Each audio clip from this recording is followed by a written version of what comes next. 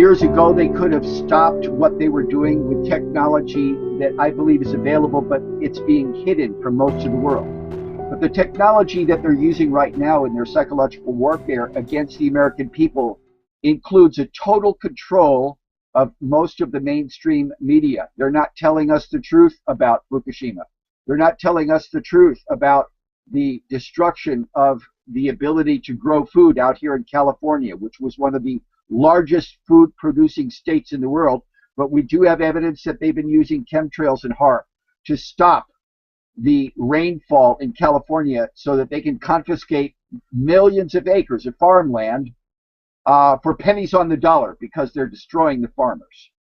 What we're dealing with is this nation has been witnessing all of our industry being sent overseas, and at the same time, the dynamic that's been set up in turning our prisons into slave labor facilities that are being traded on the New York Stock Exchange is vying also for financial success against the growing number of defense industry contractors that have turned America into a huge production facility for mercenaries.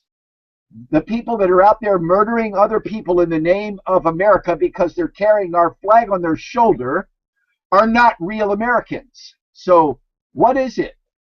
That the reality is this is a spiritual battle. We've got people motivated by spirits that are utterly evil, utterly amoral, utterly immoral, and sociopathic. If you understand the value of the truth that's working in your own life, if you understand that the truth is something these people that are allergic to the truth can't handle, you need to realize that the truth is the only thing that's going to set America free from the people that are running roughshod over all real Americans. Back to you, Scott. Well, that's exactly right. I couldn't say it better, and I wouldn't even dare. We are in a position in this country where we have no fear that it can't be reversed, because the truth certainly can reverse things. We've seen that in our own biblical example of Nineveh, for example, when Jonah came out of the belly of the whale and was able to convince Nineveh by simply speaking the truth, and their hearts were in the right place to be repentant and born again and awakened to the truth. So this country is always capable of reformation and renaissance. It just needs leaders to stand up. And leaders are people who are unapologetic and are, of course, you're diplomatic, of course, you're political, of course, you want to be, friendly and gentle and merciful to people. And this isn't certainly about banging our drum or banging our brass or trumpeting our trumpet in the ears of people in an offensive way. We're not looking to be offensive in any way, shape, or form. But we are simply speaking the truth, and we're doing it directly and firmly and unapologetically, but with a great deal of care and sensitivity and consideration for people. But we're doing it as doctors looking to probe and explore and remove the gangrene, the death, the poison that has been infecting people's bodies and minds, even though they may not know that.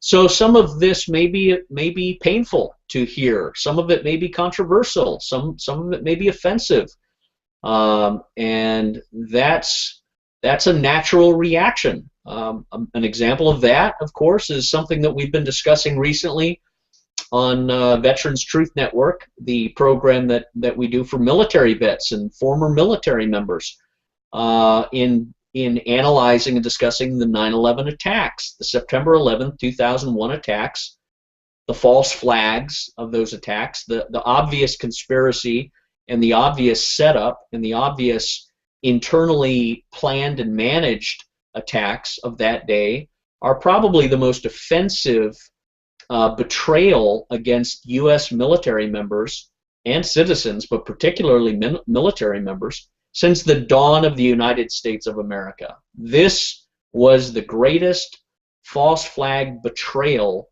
in the history of the United States. And we will not ever stop exposing it and demanding that those parties who are responsible are held to account in a Nuremberg sort of environment, in a punishable by death treason firing squad through proper political, legal instrumentalities, of course, but absolutely unequivocally committed to advancing and proclaiming and exposing that truth for the benefit of Americans. Because failing to do that will only result in a police state and an eventual annihilation of people's sense of identity and hope and family and security and property that eventually leads to a slave state and a destructive state. So we're committed to expressing this truth and doing it for the benefit of people and listeners. And it's not to be offensive, it's simply to be truth speakers. And of course we welcome people's feedback and suggestions and incorporate them if they are sound in their logic and their resonance for truth, if there's no poisons of political correctness or compromise or multicultural tolerance or all those buzzwords that have been sprinkled into the intellectual diet that people are fed every day. We won't tolerate those additives and those fillers and those poisons. We only care about the raw meat of truth, and we're committed to doing that. So let me read the mission statement of Truth Unite, and that will help begin to make clear. And then I'll talk about the emblem of Truth Unite that we've created. So the mission statement is: Truth Unite is a group of whistleblowers, patriots, media, and organizations whose purpose is to unite humanity behind the common goal of integrity, truth, and justice, so governments are accountable and not above the law, and freedom and liberty shall not be extinguished in the world.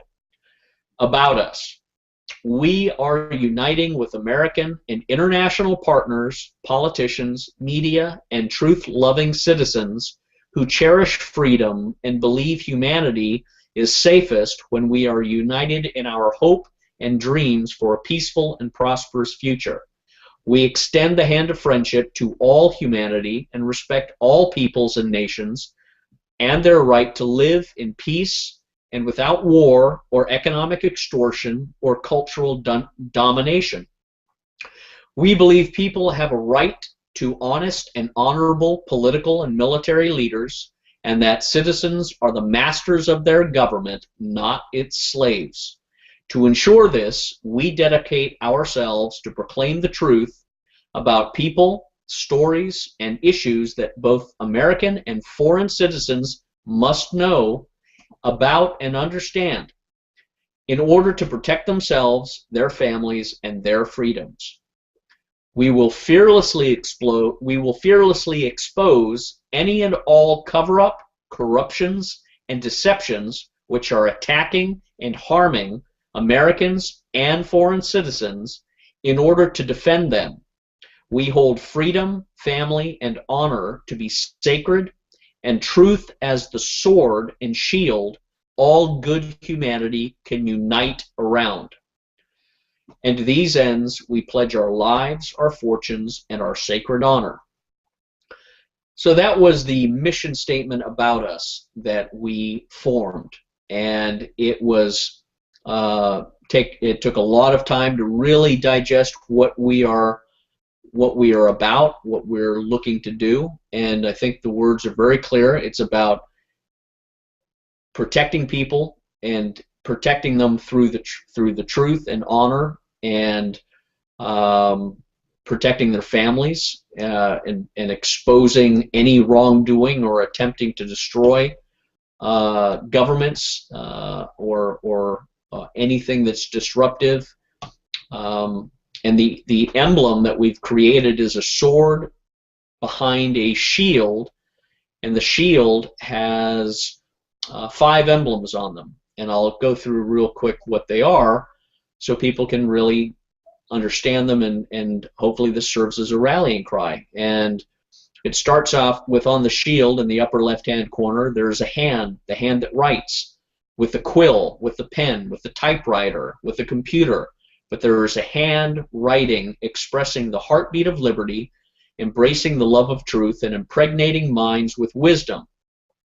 The whistle, next to it, the whistle blows and awakens souls from the sleep of fear and shatters the glass cage of ignorance and liberates passion. It liberates them. The scales, right below that, are some scales. The scales that balance and harmonizes with peace and safety, order with liberty, dreams with reality, and human nature with God's revelation. The globe represents the civilization of humanity, the turning of time and the evolution of relationships towards health and contentment and patience. And the flaming torch held by man's hand in the middle of the shield symbolizes the supernatural light of truth held high for all creation to witness and humble themselves within. And the sword behind the shield, of course, is the sword of truth itself. And the sword of truth is an offensive weapon. It cannot be defended against. No lies will ever be able to withstand against it. You can sense and discern and use it to advance any issue, any subject, and any person that may be opposed to the truth. So those are the symbols and the ideas that we've distilled into a emblem that represents Truth Unite. And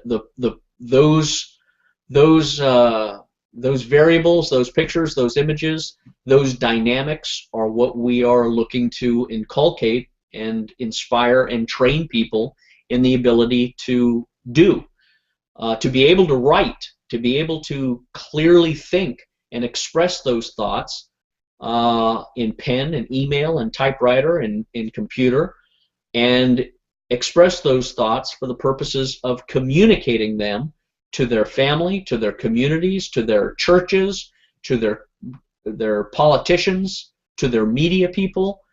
That becomes the light that they have a duty to express.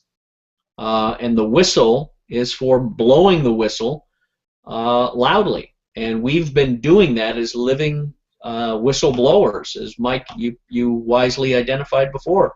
We've been through that gauntlet of what it means to be a whistleblower. I've been through, and I'll tell the story for people just to reintroduce them to who I am, where I've been, where I've come from, so they'll know the whole sojourn, the whole story behind it. So the skills of writing, the boldness and courage of blowing the whistle, the scales and the globe with the torch and the sword and the shield, those are our coat of arms, if you will. That is our representation for who we are and what we're looking to do.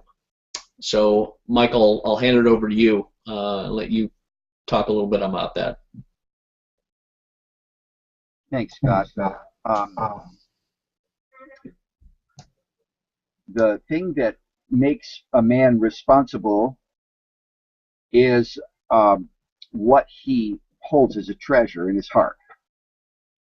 If people are holding on to their illusions, if they're holding on to something politically correct or holding on to attitudes that their only check on their attitude is whether or not everyone around them will like them, if they're looking to be politically correct, so they'll only pay attention to certain kinds of information, because in a society filled with illusion, I'm perceiving that this nation has been corrupted with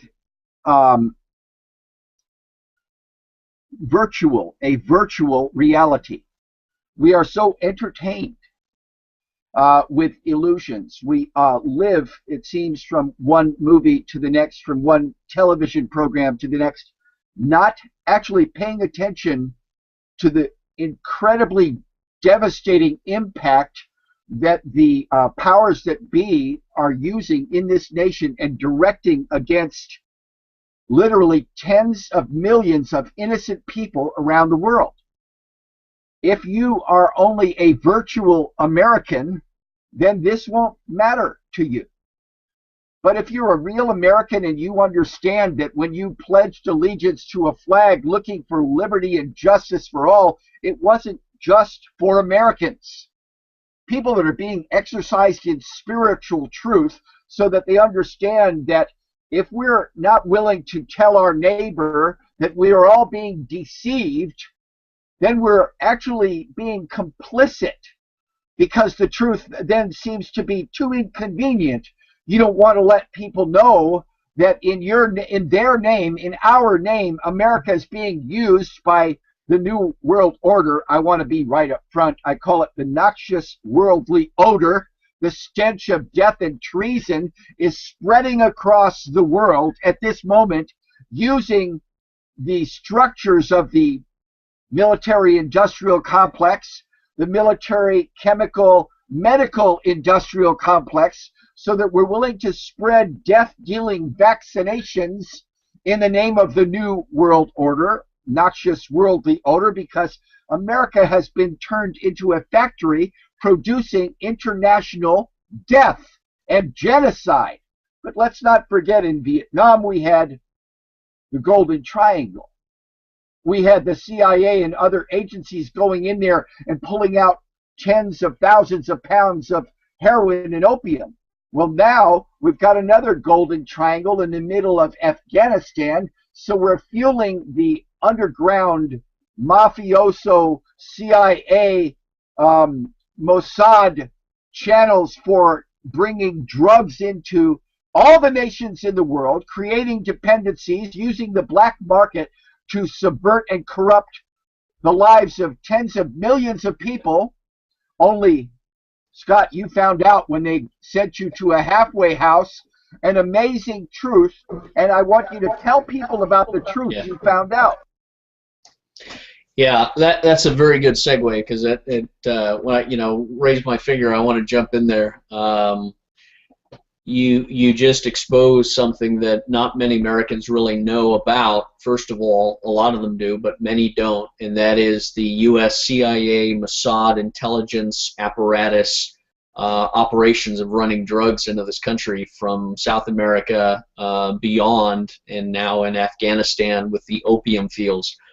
And I don't say that based on any internet stuff I've read. I say it from my experience, being up close and personal to these people and these operations and seeing a lot of it. And one of the biggest revelations that I encountered, and you couldn't make this up, and it's beyond fiction. That's why all of these experiences that I've had, that I've shared with others, they point in a very divine orchestration of God active in the affairs of men.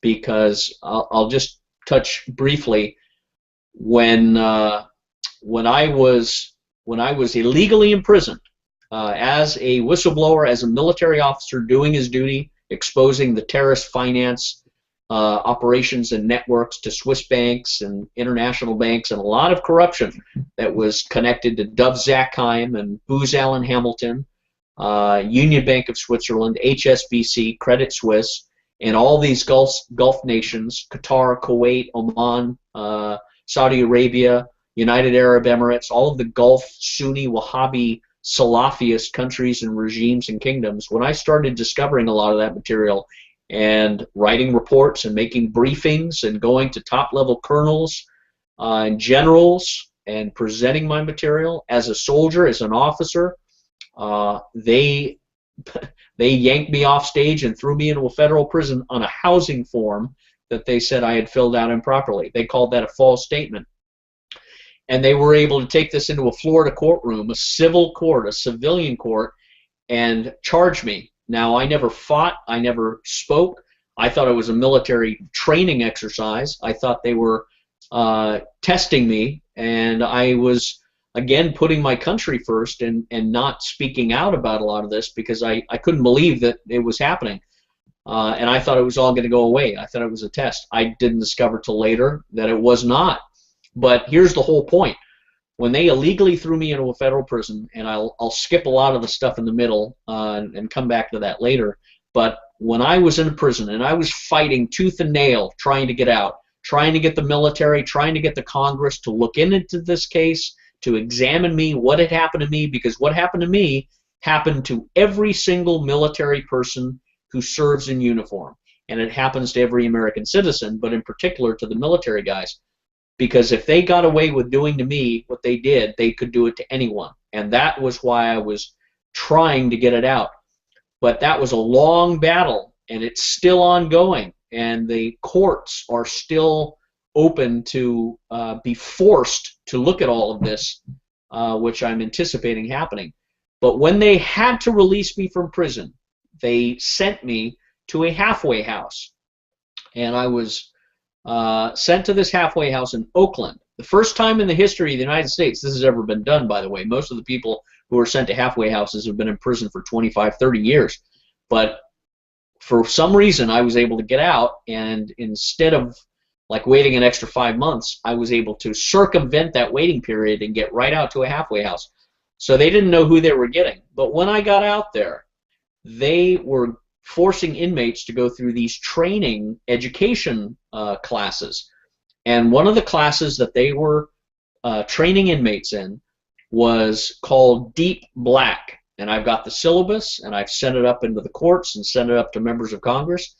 And the course was on U.S. CIA, Mossad, drug operations, drug trafficking, and assassinations of military and media people. The movie that came out last summer with Jeremy Renner was all about the Webb, the journalist who exposed a lot of this material.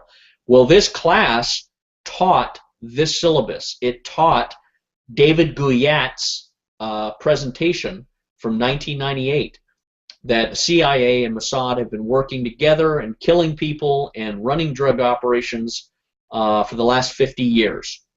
And I couldn't believe that they were teaching that to inmates. I could not believe it, because you're brainwashing inmates that they're in prison because the CIA are running the drugs and they weren't part of the team, or you're telling them to have no loyalty to the American government because it's corrupt. So they're encouraging treason, they're encouraging riots, they're encouraging violence that you see all over the place. Ferguson, Missouri is just an example. But there was absolutely no good, and I couldn't believe it. But Eric Holder and the Obama administration, who are the appointed people in charge of the Department of Justice and Bureau of Prisons, are teaching this to inmates. So that was my first experience, that the Bureau of Prisons and the Department of Justice is actively teaching people who've come out of prison that they were put in prison. If you were put in prison for drugs, you were put in there because you weren't part of the government's operation. Here's what the government is doing, specifically the CIA. And that was a very powerful discovery for me.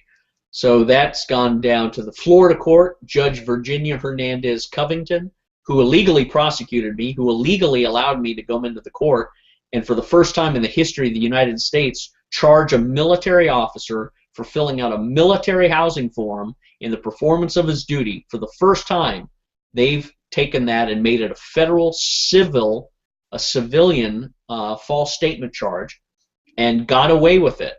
And you know, you don't know the law until you've been put in prison, until you're surrounded by lawyers who help you understand this material and help you develop your legal writing and legal research skills. Well, that's what I did. I was basically at a writer's retreat. You know, what they wanted for ill, God meant for good. I was sent into a location, a writer's retreat, and I began writing on a typewriter all of this material, which is in the book Shell Game. But I did not know at the time, but when I was put into prison, I ran into the very man who had all of the Swiss bank accounts that I had been seeking in my military life, in my life as a defense contractor, who had been committed by the government, by the people of the United States, by the military, to track down the sources financing terrorism. I was doing that for U.S. Central Command. I was doing that for Booz Allen Hamilton. And yet I didn't discover all the material that I needed until I went to prison and ran into Brad Birkenfeld, the Union Bank of Switzerland whistleblower, who came to me with bank accounts, WikiLeaks cables, all sorts of materials, a trove, a treasure chest of intelligence. And I couldn't believe it. And I had to just look up and say, God is incredible. He's led me here to discover this man and all this material that completes my mission. And my mission for the military was to track down and expose how all these bad guys were getting paid. And it exposed Hillary Clinton and Eric Holder and Lanny Brewer and Robert Wolf, chairman of the Americas. It exposed Hillary Clinton conspiring to throw Brad Birkenfeld in prison, and Lanny Brewer and Eric Holder working for a firm called Covington and Burling. It exposed Dov Zakheim, my boss at the Pentagon, who was also the $2.3 trillion bank robber who misplaced money that was being tracked. The men tracking that money were killed in the Pentagon attacks in 2001. Dov Zakheim's son, a guy named Roger Zakheim, was at the U.S. House Armed Services Committee, and he was the person I was sending my reports up to about these intelligence revelations. He never gave it to the proper men in Congress. He basically shredded it or hid it, and then he went to Covington and Burling himself. So Covington and Burling, the law firm in Washington, D.C., employs Eric Holder, Lanny Brewer, and Roger Zakheim, who are participants in the biggest Swiss bank financing of terrorism fraud in the history of the United States. And it's the biggest example of treason, because men and women are dead because of the treasonous act of financing our enemies, aiding and abetting the enemy against military personnel. And I filed my reports up the military chain of command to the Military Inspector General, to General Martin Dempsey and Ray Odierno, to over 150 congressmen and senators. The only one to respond was Rand Paul. We've subsequently sent it and are continuing to send it up to Donald Trump's people, and we are holding all of these people accountable to this report. And it came out September 25th, 2012. But we can expand upon that at a later show, perhaps next week. The purpose of this show was simply to introduce ourselves, the emblem, the mission statement, the general impulses and directions we're going to be going, and the added part will be bringing in guests that serve to complement and bring something in this direction. Experts in intelligence, military, and other avenues who will add to this conversation. So I'll end it with that and let you close us out with prayer in the last 5 minutes, Michael. Okay, Scott. The thing that is happening here in America is that the powers that be do not want Americans to think that there are any choices. The powers that be have instituted multiple levels of psychological warfare against the American people. They've destroyed our economy. The powers that be are using people that we want to respect, we want to believe, but they can't be respected, so that in itself is a psychological operation. But I want to point out that there are people in America who took an oath before God to defend the Constitution. I took that oath for the first time in 1970. But as a Christian, I took that oath before God because it said at the very end, "So help me God." And the God that walked with me in Vietnam, the God that rode with me in multiple helicopters into landing zones in the middle of the jungle again and again, that God brought me through that false flag sojourn into a jungle hell. But when I came back and I started realizing that America had betrayed its own people, we had opened up the door to communism in Southeast Asia, built them a huge infrastructure down there, betrayed the people in Cambodia to open that nation up to the killing fields, and did a whole bunch of terrible things when we could have won that war in 6 days. Trust me. We dropped more bombs in Vietnam than were dropped in all of World War II, yet we didn't take out the Exxon oil field in the north part of Haiphong Harbor because Exxon was financing the North Vietnamese in their war against the South.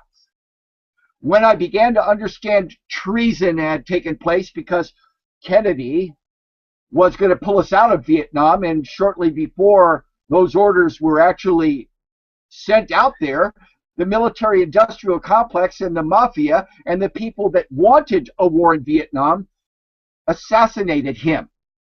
So we have people, hundreds, thousands, maybe some millions of people still left from that war and from other police actions in the world that took their oath seriously. And this government, this public serpent whorehouse that calls our Congress and Senate, has determined through their Nazi total surveillance state homeland security group that veterans are potential terrorists. Why? Well, because they are terrified that their crimes will catch up with them. That's why. And veterans are taught how to defend the Constitution because that's the oath they took to get into the military. And the reality is this. Veterans, 1/3 of the veterans that have been signed into the VA in this last false flag operation that's lasted since 2003, 1/3 of them have been allowed to die intentionally by the VA. You can't say it was an accident because that's 33%. If that number is correct, I think it's probably higher. They were allowed to die because their classifications did not put them high enough on the list.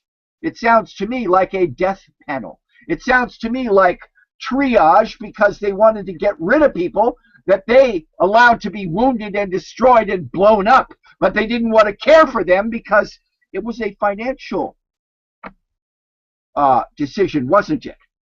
Just like allowing millions of Americans to lose their homes, but we could spend trillions of dollars bailing out the banksters that were too big to fail. Well, truth tellers say there's something wrong with this picture. They're telling themselves the truth first. And I'm telling the American people that if God's grace is with you, you're going to be willing to continue in the strength of your oath and lay down your lives for your fellow veterans and other Americans and say, some things are still worth dying for. So this program is about understanding that they declared war against the American people when they started doing what they're doing. And truth tellers are the kind of people that find the courage they need in God to say, I'm not going to take this anymore. You shall not pass any further if I'm holding the standard on this narrow bridge that leads to life. I'm not willing to go the broad way that leads to destruction by allowing my conscience to be overwhelmed with fear or unbelief. So I'm going to call on the name of the Lord, and I'm inviting anybody that can hear these words to join me in prayer.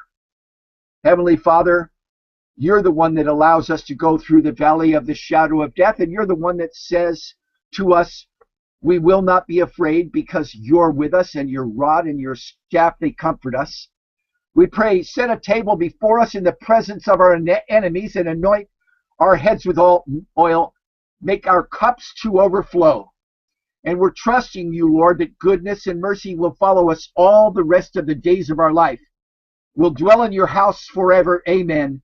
Raise up your truth tellers in America, Lord, and let these broadcasts strengthen and confirm people who love the truth even more than their own lives. And we ask this in the name of Jesus Christ the Lord. God bless us, everyone. Thank you, Michael. Thank you for your excellent words, and we will see you all next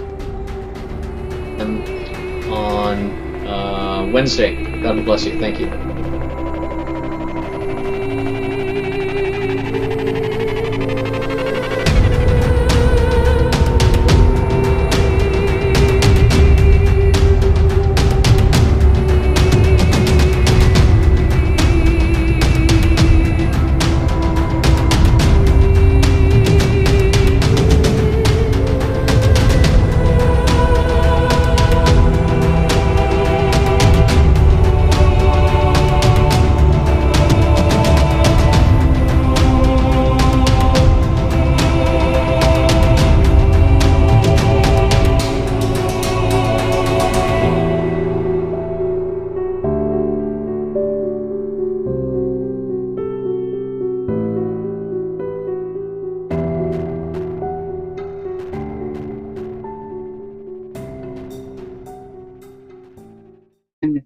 Witnessing all of our industry being sent overseas, and at the same time, the dynamic that's been set up in turning our prisons into slave labor facilities that are being traded on the New York Stock Exchange is vying also for financial success against the growing number of defense industry contractors that have turned America into a huge production facility for mercenaries.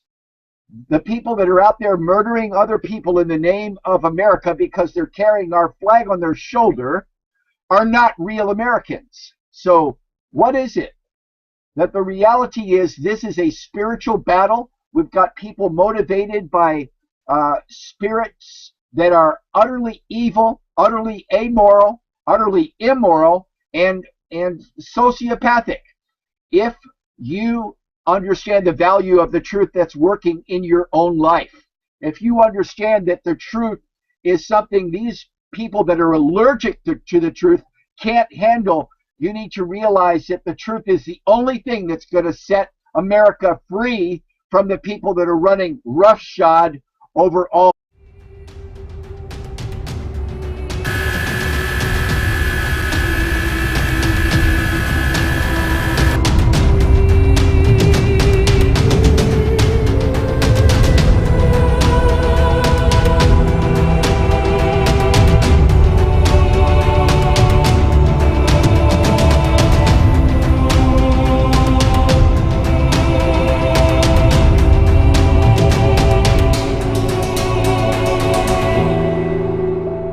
Years ago, they could have stopped what they were doing with technology that I believe is available, but it's being hidden from most of the world. But the technology that they're using right now in their psychological warfare against the American people includes a total control of most of the mainstream media. They're not telling us the truth about Fukushima. They're not telling us the truth about the destruction of the ability to grow food out here in California, which was one of the largest food producing states in the world. But we do have evidence that they've been using chemtrails and HAARP to stop the rainfall in California so that they can confiscate millions of acres of farmland for pennies on the dollar because they're destroying the farmers. What we're dealing with is this nation has been real Americans. Back to you, Scott. Well, that's exactly right. I couldn't say it better, and I wouldn't even dare. We are in a position in this country where we have no fear that it can't be reversed, because the truth certainly can reverse things. We've seen that in our own biblical example of Nineveh, for example, when Jonah came out of the belly of the whale and was able to convince Nineveh by simply speaking the truth, and their hearts were in the right place to be repentant and born again and awakened to the truth. So this country is always capable of reformation and renaissance. It just needs leaders to stand up, and leaders are people who are unapologetic and are, of course, you're diplomatic, of course you're political, of course you want to be friendly and gentle and merciful to people. And this isn't certainly about banging our drum or banging our brass or trumpeting our trumpet in the ears of people in an offensive way. We're not looking to be offensive in any way, shape, or form. But we are simply speaking the truth, and we're doing it directly and firmly and unapologetically, but with a great deal of flag betrayal in the history of the United States. And we will not ever stop exposing it and demanding that those parties who are responsible are held to account in a Nuremberg sort of environment, in a punishable by death treason firing squad through proper political, legal instrumentalities, of course, but absolutely unequivocally committed to advancing and proclaiming and exposing that truth for the benefit of Americans. Because failing to do that will only result in a police state and an eventual annihilation of people's sense of identity and hope and family and security and property that eventually leads to a slave state and a destructive state.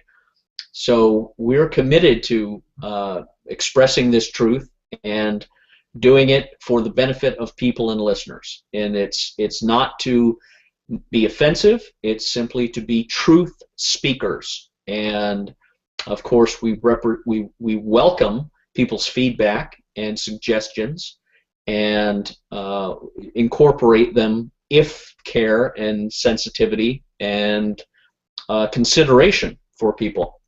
But we're doing it as doctors looking to probe and explore and remove the gangrene, the death, the poison that has been infecting people's bodies and minds, even though they may not know that.